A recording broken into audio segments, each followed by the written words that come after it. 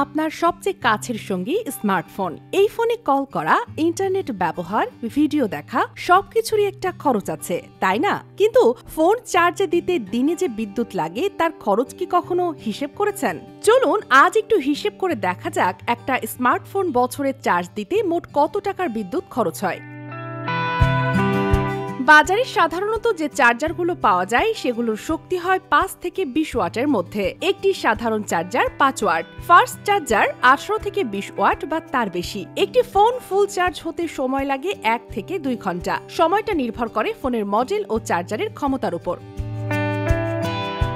ধরুন আপনি ব্যবহার করছেন 10 ওয়াটের চার্জার। ফোন চার্জ হতে সময় নিচ্ছে 2 ঘন্টা। 10 ওয়াট ইন্টু 2 ঘন্টা সমান সমান 20 ওয়াট আওয়ার সমান 0.02 ইউনিট। মানে ফোন একবার চার্জ করতেই খরচ হচ্ছে মাত্র 0.02 ইউনিট বিদ্যুৎ।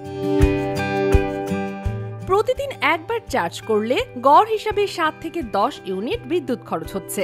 এখন যদি প্রতি ইউনিট বিদ্যুতের দাম হয় 10 টাকা, তাহলে বছরে মোবাইল চার্জ দিতে আপনার খরচ হবে 70 থেকে 100 টাকা মাত্র। ফোন চার্জ হয়ে গেলে চার্জার প্লাগে লাগিয়ে রাখবেন না, কারণ এতে অপ্রয়োজনীয় বিদ্যুৎ খরচ হয়। পুরনো চার্জারের বদলে নতুন এনার্জি এফিশিয়েন্ট চার্জার ব্যবহার করুন। একাধিকবার অল্প অল্প করে চার্জ না দিয়ে একবারে ফুল চার্জ দিন, এতে খরচও বাঁচে, ফোনের ব্যাটারিও টিকে বেশি দিন। ফোন চার্জ দিতে বছরে মাত্র 100 টাকার বিদ্যুৎ লাগে, তবে আপনার অযথা ব্যবহার বা ভুল অভ্যাসের জন্য এই খরচ বাড়তেও পারে।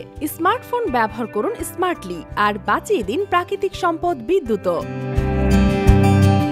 Sheikh Masuma, daily hour, Bangladesh.